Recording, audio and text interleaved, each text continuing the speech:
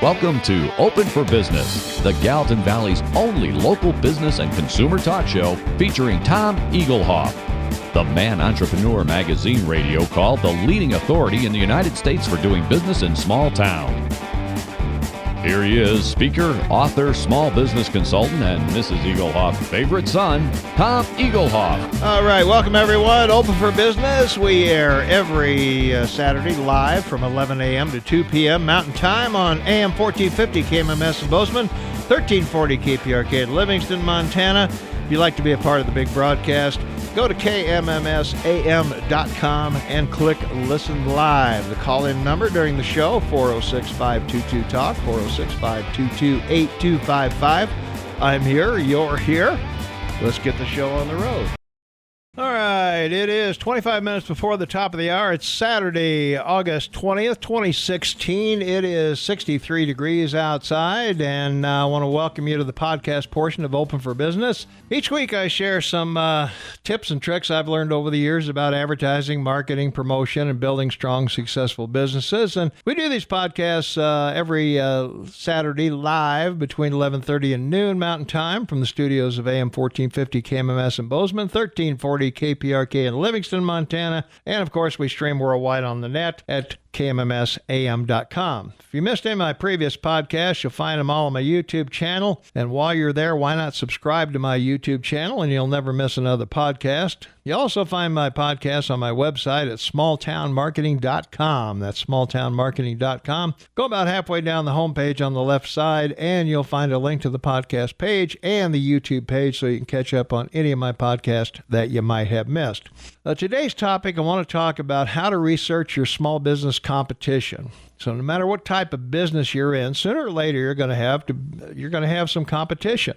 There's always going to be competition in the business world. Now, most competitors won't be a problem to you, but some can be formidable. So once again, living and working in a small town gives you a certain advantage over your competition. If the competition is a new business, it's hard for them to do the preliminary studies for starting the business without someone hearing about it and carrying that message to you. If it's an established competitor, they too will have trouble rolling out a new campaign without your knowing it's coming. So how and where do you find competitive information? Well, you can visit your local planning office from time to time to find out who's building new facilities or remodeling their existing businesses, and building plans are public record. The city has a list of new business licenses that they've issued. So get to know the people in city and county government who can help you. Get involved in the community. Your local Chamber of Commerce is a great source of new business information. After all, they're out beating the bushes to find new members. Networking is not just some buzzword from the 90s. It works. Use it.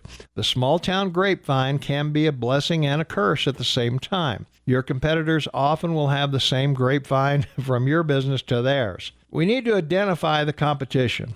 You probably think you know your competitors. In most cases, you only know the obvious ones. First, let's look at two ways to identify competitors. We've got price contenders. These are the people who go after the consumer dollar. Generally, low price is their key message. Now, in a small town, this tactic rarely works for long. Small businesses are price-driven, not volume-driven, and therein lies the big difference between the two. There's always going to be a certain segment of your customer base that's the price shopper. But isn't that the one customer you don't mind losing? Now, there's also strategy contenders. Now, this is a much stronger group. They make a case for doing business with them by advertising and marketing strategies they use. In other words, they build value and benefits into all of their advertising. Price is no longer an issue if the customer really wants that product or service. These are much stronger competitors than the price contenders. So we have different types of competitors. Let's look at the categories of competitors and try to find the ones you've been missing. So direct competitors. McDonald's and Burger King are probably the best example of direct competitors. Are they price contenders or strategy contenders? Even though they both offer low-price sandwiches from time to time, I would still put them in the strategy contenders. Most of their advertising is designed to get the customer into the store for a specific purchase, a Whopper or a Big Mac or some other specialty item. The next two categories are often missed by many businesses.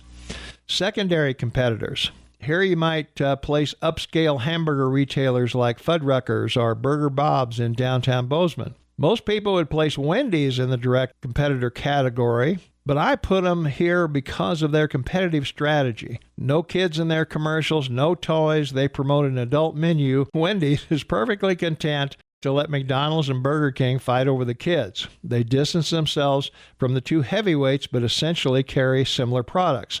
And kids are welcome at Wendy's. Now, we've also got indirect competitors, and this is the toughest category of all. For example, in some businesses, it's the time change. Business slows down as people move outside to enjoy the longer days. In San Diego, California, my former hometown, the beach was a very powerful competitor to all kinds of businesses. Other direct competitors of McDonald's would be Pizza Hut, Dairy Queen, Taco Bell, Subway, and other local non-hamburger but still fast food establishments. In a large city, the next step is obvious. Start testing various ideas with your target market. Now, in my opinion, this method is a disaster waiting to happen in a small town. Why is that? Because of the position of the business that is already established. In a small town, you have a much smaller customer base than a large city. In New York City, for example, you have 27,000 people per square mile. Test away. By contrast, here in Montana, we have 7 to 8 people per square mile in the whole state. Obviously, cities have a larger concentration of population. Bozeman is somewhere between 3 to 4,000, I think, per square mile. Livingston and Belgrade, not so much. But with a smaller customer base, you can't afford any mistakes. You've developed a perception of your business in the minds of your customers. They have confidence in what you do and who you are. Changing that perception by going in a new direction can be very dangerous. They may not want to go down that road with you. So even more critical is not making any mistakes your competitors can capitalize on. If you try a promotion that fails miserably, you've just paid the testing cost for your competition to do the same thing. So let's take a new direction. First of all, resign yourself to the fact that your competitors are going to get wind of whatever plans you have and you of theirs.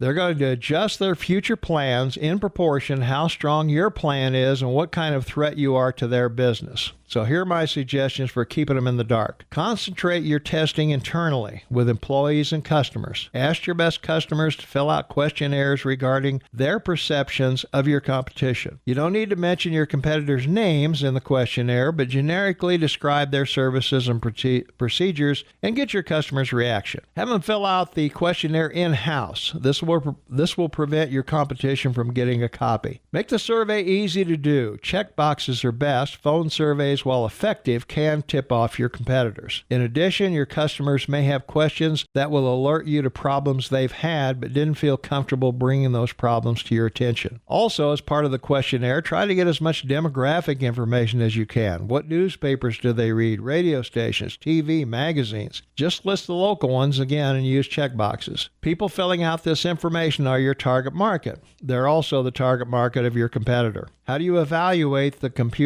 competition research? Evaluate the questionnaires and see if the competition is advertising where the target market says they're looking. If they aren't advertising there, why not? Have you missed something, or are they spending their ad dollars in the wrong place? Next, try unadvertised testing within your business. If you must test something, do it in-house so you're there to control any unforeseen negatives that might arise. And use outside sources carefully. Most businesses rely on outside sources: suppliers, distributors, salespeople, accountants, attorneys, and customers. These people are a great source of information on your competitors. Let them talk about what they're doing. Sometimes they'll let information slip about a competitor's plans or their purchases. Though you're suppliers, you can find cost pricing for competitive products. So ask your supplier about cost pricing for competitive products. For example, you carry ABC line of products, your competitor carries the XYZ line. Even if you have no intention of carrying XYZ, you might call and ask for a catalog and a price list. This will give you first-hand knowledge of what your competitor is paying for their products, any quantity price breaks, shipping costs, payment options. The catalog will also contain key selling points of XYZ products that you must counter in your advertising sales message. Be careful in your interrogation of your resources. They may let your competitors know of your interest in their activities. Out of fear, the competitor may respond with increased advertising and marketing that you're not prepared to combat. So keep records and evaluate trends. Most business owners are paranoid about their own advertising. Did did it work? How much business was gained? Was it worth the expense? Don't your competitors' ads deserve the same scrutiny? If you don't have a file on all your competitors' ads, start one today. This will give you a rough idea of their advertising budget. What products are they advertising? What's their real message? How often are they advertising? Where are they advertising? Cut out all print ads, record all radio and TV ads whenever possible, and evaluate their effect on your business. Did the ads draw business away from you, or they have no effect? Are they negative messages that you need to defend against? As you can see, there are many ways to find information about your competition and where they're going. Don't drive yourself crazy worrying about your competitor. They're always going to be there in some form or another. The important thing is to be aware of what they're doing. Don't change your direction or your business vision based on the competition's direction. Remember, if they're smart, they're going to try to position themselves away from you, not closer to you. So don't follow them unless their direction coincides with yours. Generally, it won't. Go your own way and do your own thing. Do what you love, do it right, and the money will follow. And that's the podcast. If you missed any of my previous podcasts, you'll find them all on my YouTube channel. Please subscribe to my channel while you're there. And you'll also find a podcast link on my website at smalltownmarketing.com. That's smalltownmarketing.com. Go about halfway down the homepage on the left side, and you'll find a link to the podcast and YouTube page so you can catch up on any of my podcasts that you might have missed. So tune in each Saturday, and let's build successful businesses together.